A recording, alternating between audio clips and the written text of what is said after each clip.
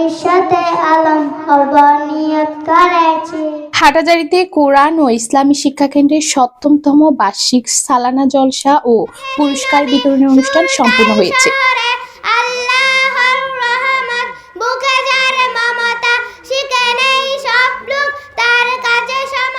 চট্টগ্রামের হাটাজারী উপজেলার ফতেপুরস্থ আলাউল পাড়ায় অবস্থিত কোরআন ও ইসলামী শিক্ষা কেন্দ্রের ৭ম বার্ষিক সালানা জলসা ও পুরস্কার বিতরণী সম্পন্ন হয়েছে। হাফেজ মোহাম্মদ হাবিবের সঞ্চালনায় ২১ ডিসেম্বর রবিবার সকাল ৯টা থেকে মাদ্রাসা ময়দানে এই বর্ণাঢ্য অনুষ্ঠানের আয়োজন করা হয়। কোরআন ও ইসলামী শিক্ষা কেন্দ্র পরিচালনা পরিষদের সভাপতি জনাব মোহাম্মদ হারুন চৌধুরীর সভাপতিত্বে প্রধান অতিথি হিসেবে উপস্থিত ছিলেন জুবরা পিপি স্কুল অ্যান্ড কলেজের সভাপতি জনাব আলহাজ নূর মোহাম্মদ। অনুষ্ঠানে উদ্বোধক হিসেবে উপস্থিত ছিলেন ১১ নং ফতেপুর ইউনিয়নের সাবেক চেয়ারম্যান জনাব আলহাজ জাকির হোসেন।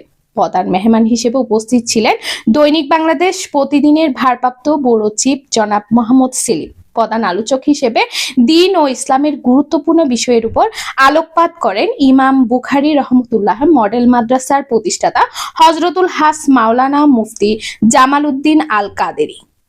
মাহফিলে বক্তারা বলেন, নৈতিক ও ধর্মীয় শিক্ষার সমন্বয়ে একটি সুন্দর সমাজ গঠন সম্ভব। কোমলমতি শিশুদের কোরআন শিক্ষার পাশাপাশি আধুনিক শিক্ষায় শিক্ষিত করে গড়ে তোলার উপর তারা গুরুত্ব আরোপ করেন। আলোচনা শেষে মাদ্রাসার কৃতী শিক্ষার্থীদের মাঝে বার্ষিক পরীক্ষার মেধা পুরস্কার ও অন্যান্য সম্মাননা প্রদান করা হয়। অনুষ্ঠানে বিশেষ অতিথি হিসেবে উপস্থিত ছিলেন সমাজসেবক ডক্টর মোহাম্মদ হাফিজুর রহমান, আলহাজ আবুল বশর বাবুল, সাকাউত হোসেন সহ এলাকার গণ্যমান্য ব্যক্তিবর্গ। চট্টগ্রামের প্রত্যন্ত অঞ্চল থেকে অনেকে আমাকে বিভিন্নভাবে সাহায্য সহযোগিতা করেছেন।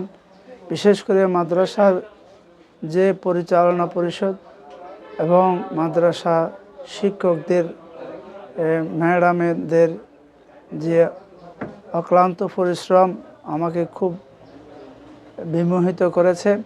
ছাত্রছাত্রীদের অক্লান্ত পরিশ্রম, তাদের শিক্ষা নেওয়ার জন্য তারা যে উৎসাহ দেখিয়েছে, সে কারণে আমি এই প্রতিষ্ঠানটা দ্বীনের এবং মাযহাবের মিল্লাতের খেদমত হিসেবে নিয়েছি।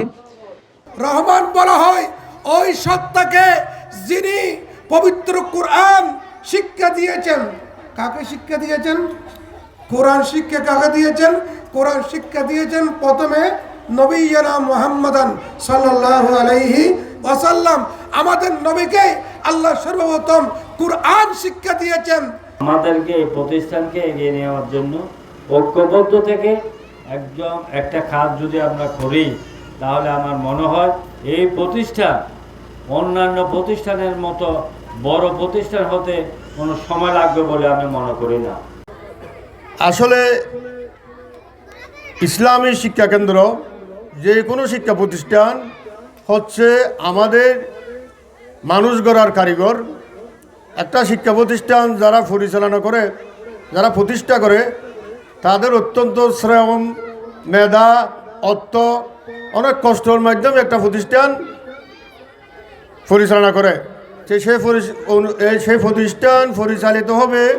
আপনারা যারা এখানে অভিভাবক আছেন, আশেপাশে যারা সমাজসেবক আছেন, প্রাণপ্রিয় আলওয়ালপাড়াবাসী আছেন, তাদের সার্বিক সহযোগিতার মাধ্যমেই উক্ত প্রতিষ্ঠান সামনে আরও বড় পরিসরে যেন শিক্ষাদান করতে পারে, পাঠদান করতে পারে, সমাজের উন্নয়ন করতে পারে, সেজন্য সকলের সহযোগিতা কামনা করি। একটা বিষয় হচ্ছে ঐক্য।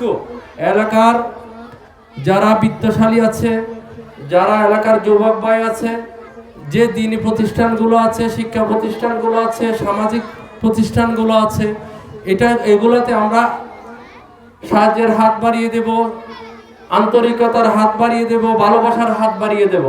এই ধরনের আজকে দ্বীনি শিক্ষা প্রতিষ্ঠানগুলি পরিচালনার জন্য যে ধরনের পৃষ্ঠপোষকতার প্রয়োজন, আর্থিক সহযোগিতার প্রয়োজন, আজকে আমাদের সমাজে দেখা যায় অনেক পয়সাওয়ালা লোক আছে, তারা হয়তো আগেই আসে না। তার মধ্যেও যে এগুলি আল্লাহর অপরিসীম রহমতের কারণে যে চলতেছে, এটা আল্লাহর অপরিসীম রহমত। একটি সন্তানকে টার্গেট করেন, একটি সন্তানকে টার্গেট করেন, আপনি ব্যাংকে টাকা রাখবেন না। একটি সন্তানকে টার্গেট করবেন, আপনার সন্তানকে মানুষের মতো মানুষ করবেন। সর্বোচ্চ ডিগ্রি আপনি মাদ্রাসায় পড়েন আর বিশ্ববিদ্যালয়ে পড়ান, একটি সন্তানকে মানুষের মতো মানুষ করেন। আজকে রিক্সাওয়ালার সন্তানেরা ম্যাজিস্ট্রেট হচ্ছে, ডাক্তার হচ্ছে, ইঞ্জিনিয়ার হচ্ছে। তা আপনার সে সন্তান কেন পারবে না?